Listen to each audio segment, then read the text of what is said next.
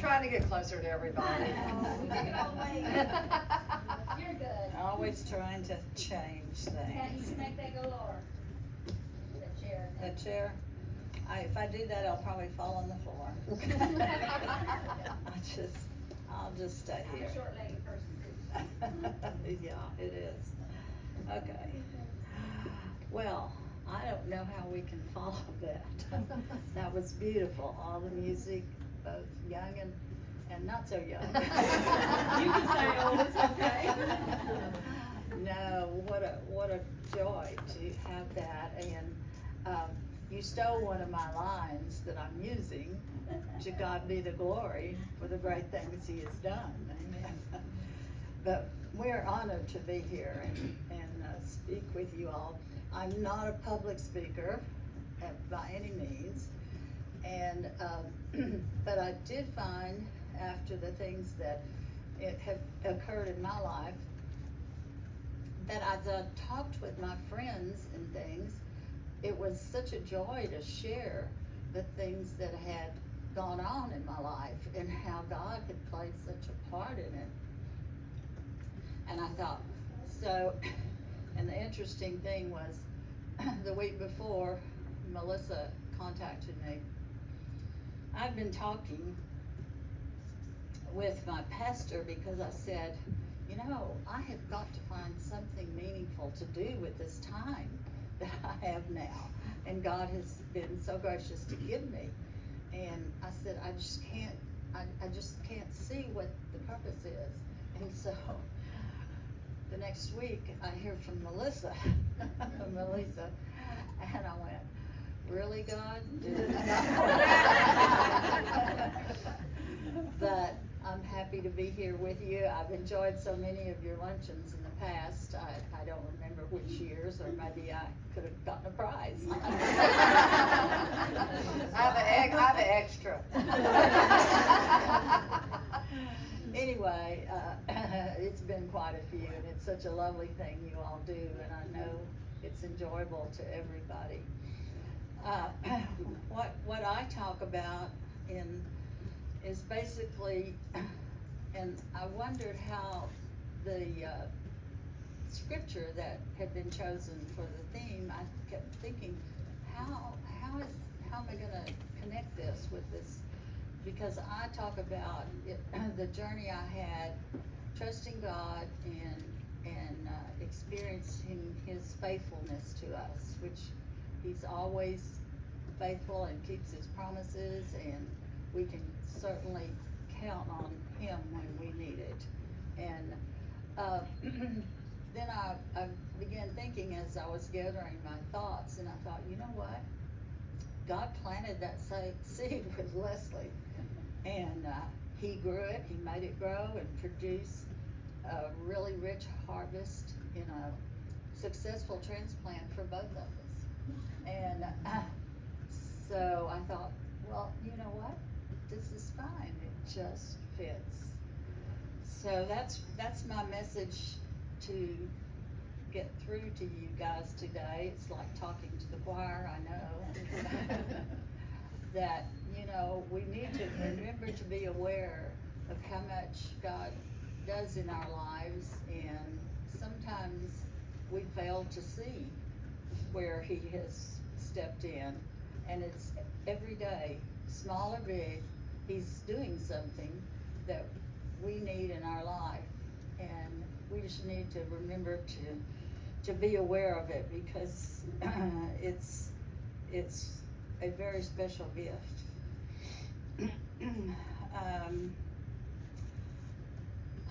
Many of you know some of the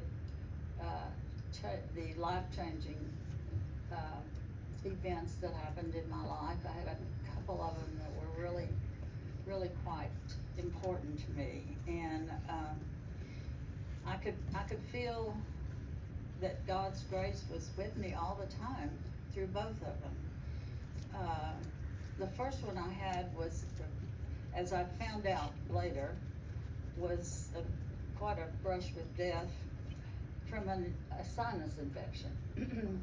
And it went to my brain, and it resulted in a lot of trouble and, a really bad infection, very close to meningitis. And God started, He was with me through this event, and He brought me, my husband was right there, and he, has been administrator in a nursing home. He's acquired quite a bit of medical knowledge, maybe not as much as he thinks, but you know how that goes. But don't tell him, Carolyn.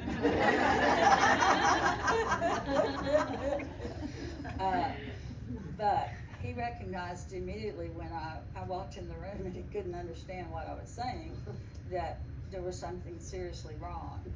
And he talked to me, and finally, it cleared up. I was fine, and he talked to me and he said, well, do you think you want me to call the doctor? And I said, well, yes, he did. He gave me his cell phone number because he's gonna be out of town, and I told him that the medicine didn't seem to be working.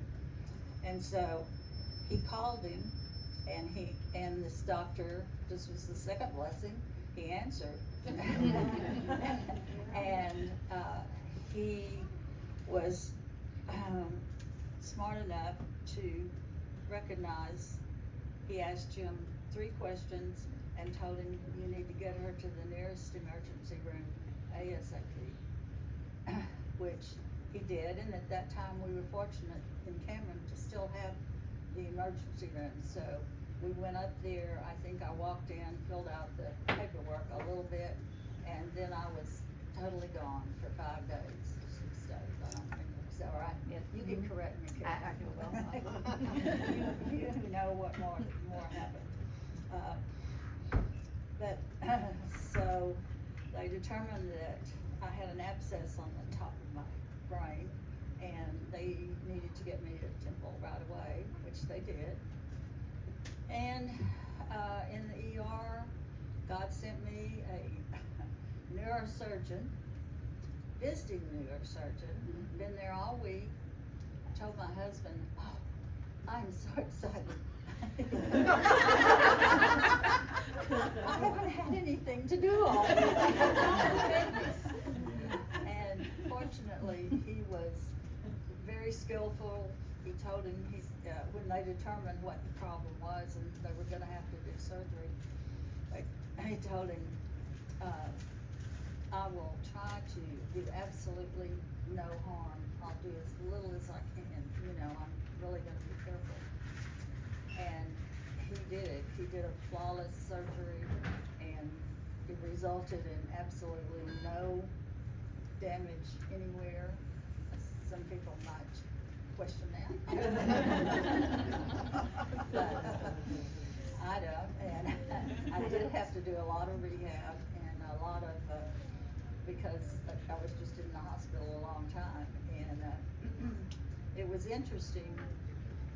Now I understand a lot of how important it is for us to keep moving, keep doing things, because just a matter of a few days can make a difference. And I was in the rehab center, and I was trying to write a note one day to someone, and I started writing the note, and then I looked down and I thought, that is minute. I can't read that. And I was writing this small. I don't know what it was, and I said, what has happened to me? And they said, oh, don't worry about it. It'll go away. It just has to reconnect and everything. And that miracle, it did reconnect. It was about 6 months to a year almost, really, for everything to clear up. But I couldn't drive for 6 months. That was inconvenient. But I know, God put all the right people in the right place with the right skills to bring me through that. And people were telling me, they would say to me, well, you're a walking miracle. I've had friends and tell me that, and I thought, I'm no miracle. I mean, who am I to be a miracle? I mean, yes, I'm wonderful and God healed me, but a miracle. But then the more people and the doctors told me that, I began to think, well, maybe this was a miraculous event. It really was life-changing. And so that was 10.5 years ago. And to God be the glory for the great things He's done. The second miracle that I encountered was a major gift from God that needs a little background. Almost 30 years ago, I was suddenly diagnosed with chronic kidney disease. And back then, it wasn't well known. They didn't know a lot about it. But I was just at a regular physical, and my doctor said, I can't let you leave the hospital until you go down and see a doctor in nephrology. Your blood pressure is extremely high. I felt fine. I felt fine. And, but they wouldn't let me leave the hospital, so I had to go to the basement where evidently nephrology was a new department at Scott and White, because it was a little cubby hole in the basement, not too many people. And God put the first wonderful person in my life, my nephrologist of 30 years, and he turned out to become a very important person in my life, and he's a dear personal friend too.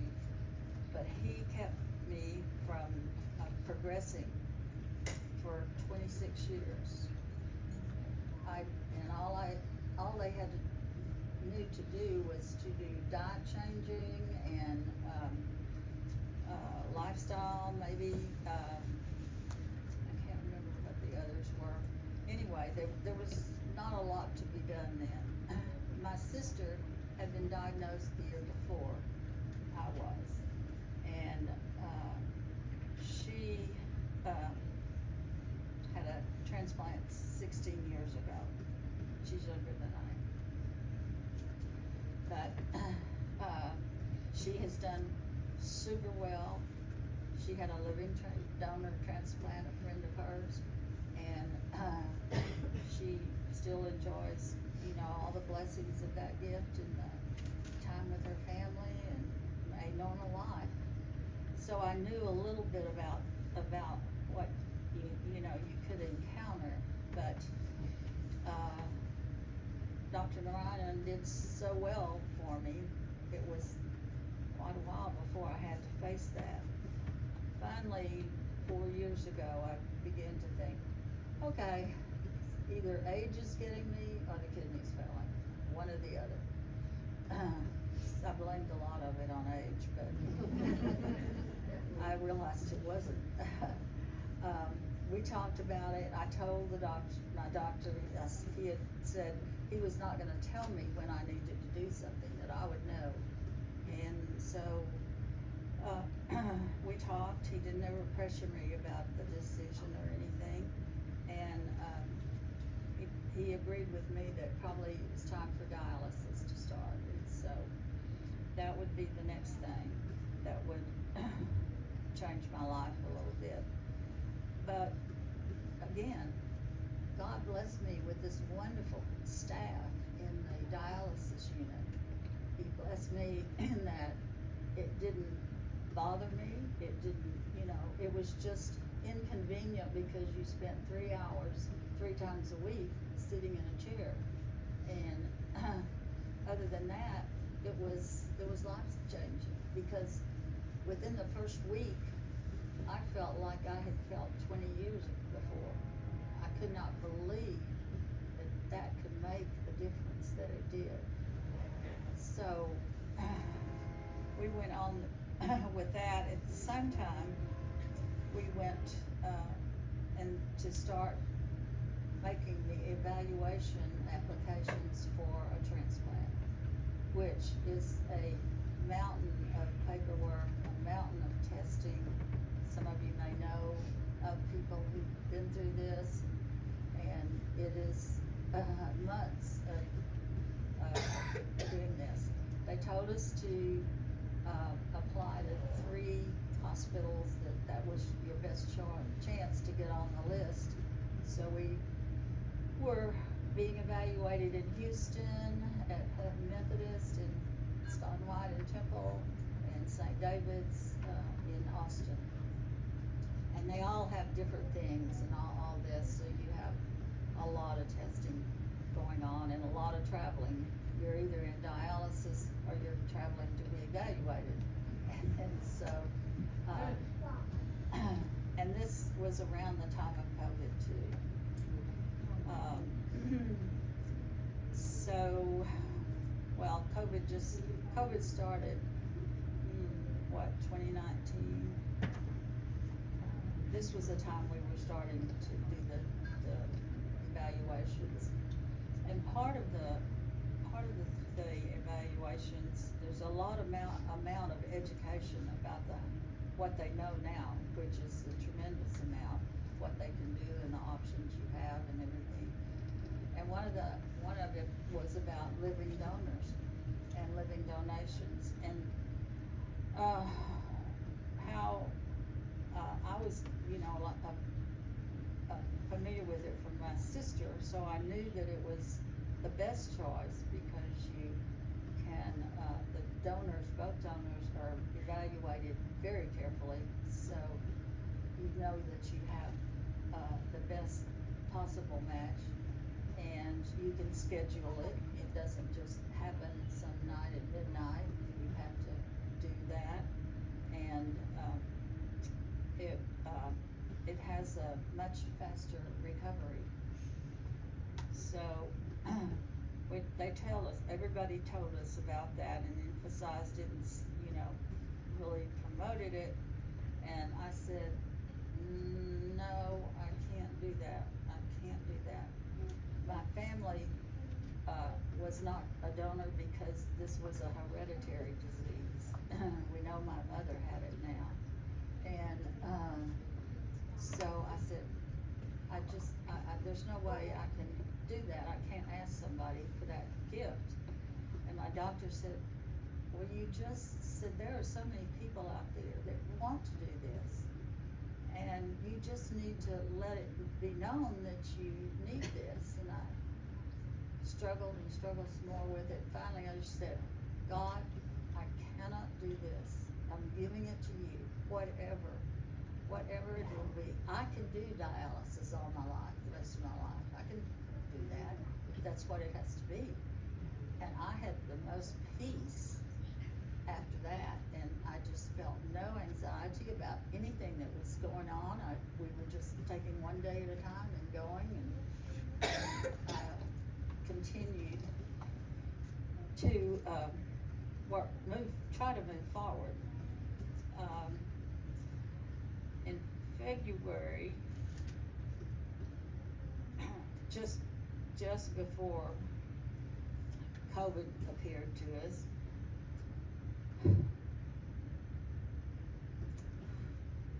God sent me an angel in the form of a lifelong friend, a strong Christian woman that I have admired for years. She has a giving heart, and she really does desire to truly do for others all the time. I did not know that we have kept in touch for years and years. I didn't know that she knew I was on dialysis or looking for a transplant. I didn't think she knew. And we were at a funeral together, and she asked me, well, how are things going? And I said, oh, fine. And I wasn't gonna go into it with her. I said, everything's fine. And she looked at me and she said, I'm gonna be your donor. I was speechless, just speechless. I didn't know what to say. And I later learned that she did not know until that funeral, when she talked to my husband, that I was on dialysis or that I needed to transplant. And she decided right then and there, and that's her way, that she was gonna be a donor. And I said, well, Leslie, no. She said, yes, we've already decided, we've talked, her husband had talked. So she said, we'll come by your house tomorrow and we'll talk some more before we leave. She lives in Lubbock, Texas, which is quite a ways away. So, they came by the next day, and she still wanted to be a donor.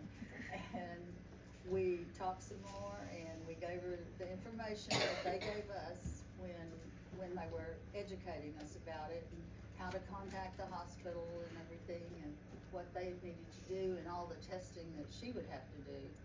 And they went back and got ready to begin doing that, and that's when COVID hit big time. Everything stopped. The hospitals would not do anything but emergency life-saving things. So we were just dead in the water for about 2 or 3 months. But by the summertime, things had cleared up, and we could both keep going with our testing and get started again. So we thought we were on our way, and then I went to the dentist, and the dentist said, okay, we're gonna have to do an extraction and an implant, and that involves possible like infection, which is why they're very careful about having you do dental work with the transplant. And so I said, okay, well, that's okay, but I have this window, because we were hoping to get the transplant done in October. And I said, I have this window of time that all this has to be done, or the transplant can't be done. And he said, okay.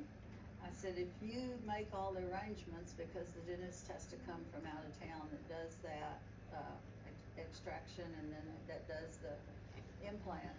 And I said, if you call them, would it go faster? Because we all know how long you have to wait when you want an appointment for something. And he said, well, we can do that for you. And within 2 days, they had it all scheduled the next week. And we got it done. We got the healing done that needed to be done. And wait on that, do the implant, wait on that. And we were back in business. And so that, I give God the credit for just putting all those people in the right place and being willing to say, yes, we'll make this happen. So then I had a mammogram, and they found this tiny, like pinpoint they talked about place, and they looked some more, and they decided they wanted to do surgery. It was not anything serious. It was like a stage 0, but they wanted to take it out. And I went, okay, I have this much time left to do the surgery, and if they want to do radiation, which they did, to get it all done. And they said, we'll make it happen. We'll do it. We've got it. And it was done within, I think totally it required about 8 weeks or something like that. But we got it done by early September. They got it done once again, and I began to, think maybe this transplant's not supposed to happen. But we went on. I had chosen St. David's in Austin, and the surgeon there, who happened to be a good friend and colleague of my doctor, he had told me that I would probably meet her when I was down there testing and everything. I did. I really, really liked her. I said, I want to do this. She wrote him a note and said, I want to transplant this woman. And I thought, okay, well, everything's checking off here. And so we just continued to finish testing and everything, and then in September, about a month, 3 or 4 weeks before we wanted to do do this. I get a letter from St. David's that says, I'm sorry to tell you, we cannot do a transplant for you. We have a policy that we don't transplant people over 75.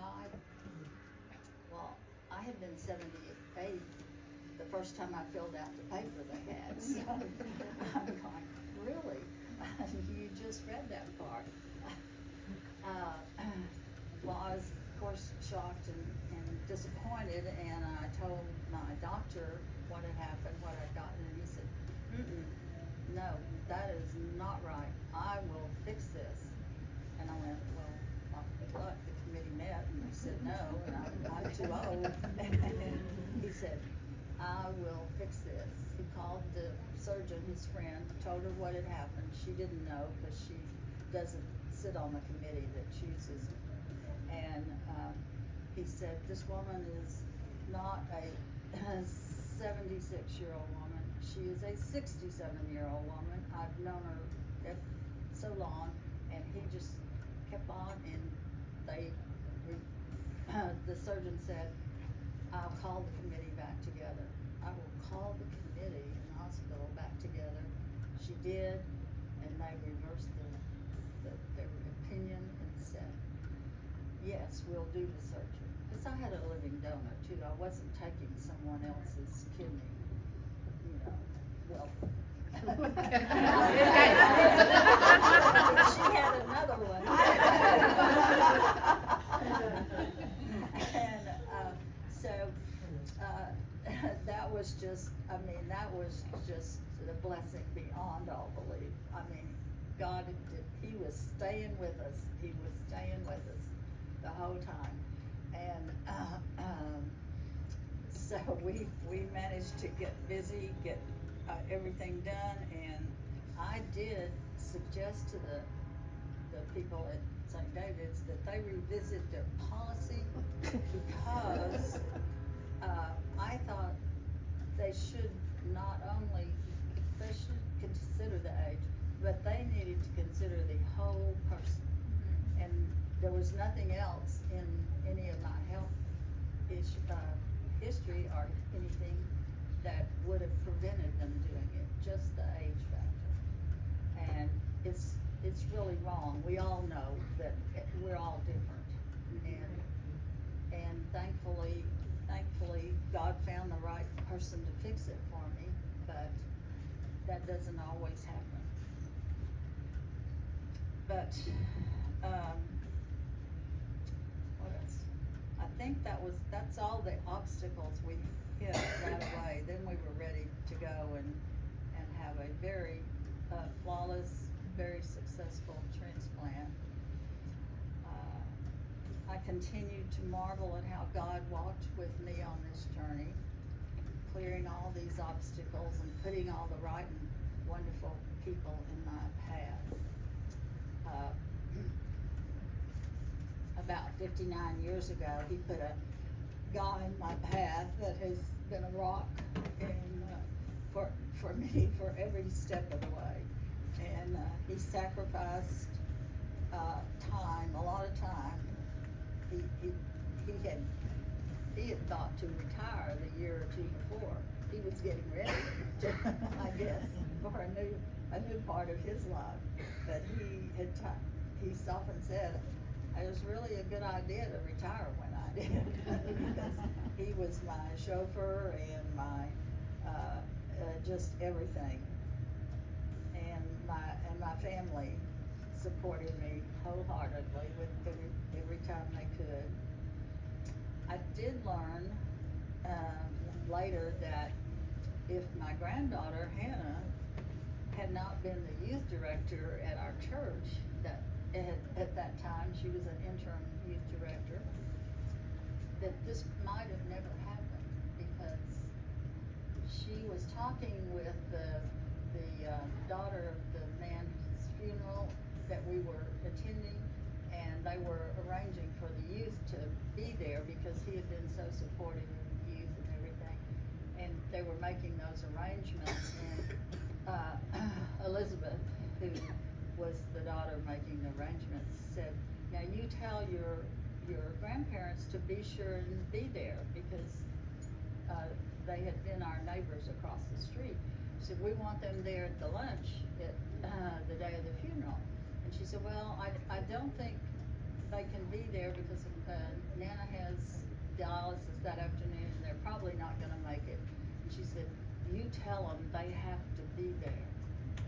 So we went to the luncheon and to the funeral, and that's where Leslie found out all that she needed to know and made the decision to be a donor. I just continue to be amazed at the way everything has come together.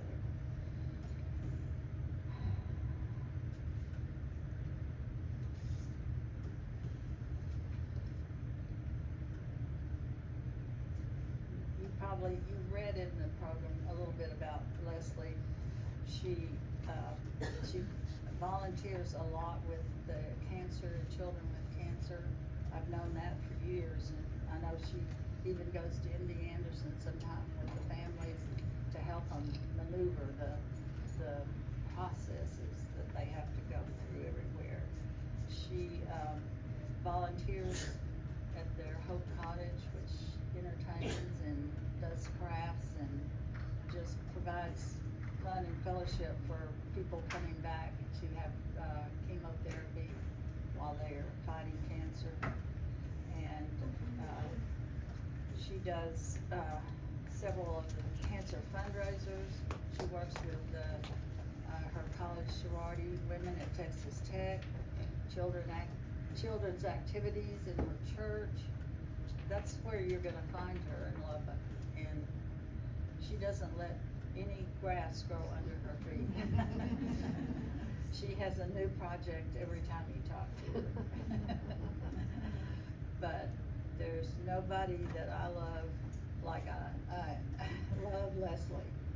So I want you to meet her. We're getting late in the day. I'm gonna narrow down my story a little bit. I have always made decisions quickly. I have done that my whole entire life. One of my dearest friends sitting here on the second row in a pink shirt, she and I moved in the dorm at Texas Tech together, ended up in the same sorority group. We were on 2 different floors, and we knew we were gonna be fast friends. And so I met my husband, and 4 days later, I told Eloise Henderson, whose father we were at the service for, that I met the man I was gonna marry. Fast decisions have always, they get me in trouble, and thank goodness we have a very forgiving God, but they also, for some reason, he punches me in the gut, and I listen to it. And when I don't listen to my gut, that's when I really get in a lot of trouble. So, you know, as we go through life, and when I heard Pat's story and we talked a little bit more, I was standing in the building where during youth, because I went to the Presbyterian church, but the youth were all at the Methodist, but right there in that building, my foundation of my Christian education as a youth had really been kind of formed. And the Hendersons had been a family that I had gone in and out of their house my whole entire life. Eloise is my oldest friend. We have been friends since we were 3 years old. And we still talk to this day. And so God puts all these people in your place and makes these things happen. But sometimes we just have to listen. And my listening is, it comes to my gut. And as we sat through lunch and I listened a little more, I just thought, I have to try. And that's all we could do at that point, is try. And that was on Friday, and Monday the world shut down. I went ahead and called St. David's. They had what they do is they talk to you about your general health. Oh, here comes somebody that thinks they can donate a kidney. They ask your general health, and then on Tuesday they have a board that gets together and makes decisions who we think might be a possibility to go through. And my general health was very good. And so I got approved that week. And then we didn't hear anything for months and months and months. what happened after they said I was approved for first round to go forward was there was a peace that God put over me, and I know He did for Pat also, that this was gonna work. That we had to be patient, and we couldn't get anxious, and that we would let His timing work. And as she shared all those obstacles that we hit, it still was a peace that this was gonna work, and we never questioned it. The only thing we said to each other is, we haven't been close for a long time. Living in Lubbock, Texas, I have no family left in Cameron, that I just didn't get back and forth and we didn't talk. So our friendship had been renewed, and what a gift was that. Whether I gave her a kidney or not, that was a gift. So, we went along. June, I passed the next round of tests. They did that in Lubbock. And in September, Labor Day weekend, I went to St. David's, and they did further testing. I met with all the docs there. This is make sure I'm not crazy and that someone wasn't paying me for my kidney, and that yes, I wanted to give a kidney. All those questions I asked you 152,000 times. And I knew when I left I was approved. It was up to Pat. The next round was up to Pat. I was clear. On September 27th, I sleep in the morning. I'm a late nighter. You may get an email from me at 2 in the morning. My friend right here goes to Africa and India all the time, and so I'll text her at 1 o'clock in the morning and say, "Are you up?" And it's 8 o'clock there, so we can talk. It's the best friendship when she's traveling. Anyhow, so I sleep till 8 o'clock. Well, my phone rang and I woke up kind of haphazardly, and the transplant coordinator said, "We're a go, October 27th.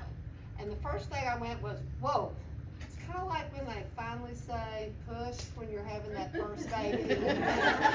I've committed, I've planned, and now I have to raise this child up. That's how it felt for one split moment. And the next 30 days, the prayers that came over us, the calmness that came to us, it was a humbling joy. That's probably my best description of it. I've never felt anything like it. I don't know if I hope not to have to feel anything like that because something so major is going on, but it just was overwhelming. Now, my family was behind me, 100%. I had some friends that said, "Are you sure?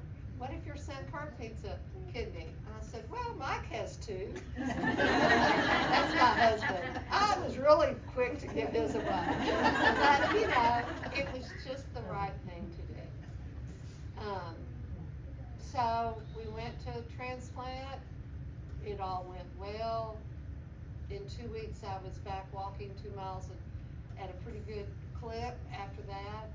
My nurses, while I stayed in the Austin area because I had an appointment post-op 7 days. So Joni was my nurse. My other nurse was Debbie Love, who is a retired RN nurse that was on the major kidney transplant team for many years in San Antonio. So I really had excellent care. And we had a great time that week. We just laughed and cried and kind of watched me shuffle around, and it was great. And everything's good, and my life is the same, but it's changed. So my part of this story is let God lead you, but also think about what you can give. And kidney transplant may not be for everybody. Did you know you can give a piece of your liver and it'll grow back if you do? But what can we give? Maybe it's signing the donor card on your driver's license. Maybe it's something else. But what can we give? And what difference can we make today? And maybe it's a smile. Maybe it's a hug. Maybe it's chasing after Joni's children in India that they have worked so hard to create a safe place for children through their organization. Maybe it's working with college girls that need a listening ear and lifting up. Maybe it's breaking the time. This Hope Lodge is a place where you can stay for free if you're in cancer treatment. We do crafts there. Sometimes people need a diversion, and that is, so find your place. That's my real place, whatever that is. And sometimes it's as simple as a smile.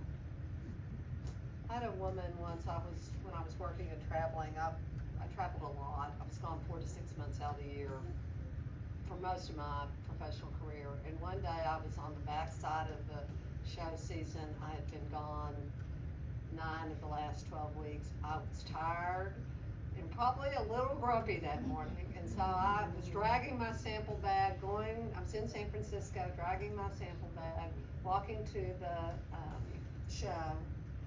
And this woman in this wheelchair that was very electronic, very set up, said to me, "Smile." And I kind of buzzed by that, and I thought, she's right. Someone that probably has a whole lot harder time in life than I do just told me to smile.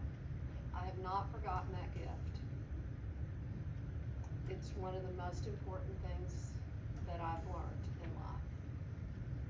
So I found a verse when I was going through all this that I think really spoke to the peace that Pat and I felt during that period. And it's from Philippians 4. "Rejoice in the Lord always. Again, I will say rejoice. Let your gentleness be known to everyone. The Lord is at hand. Do not be anxious about anything, but in everything by prayer and supplication with thanksgiving, let your requests be made known to God. And the peace of God, which surpasses all understanding, will guard your hearts and your minds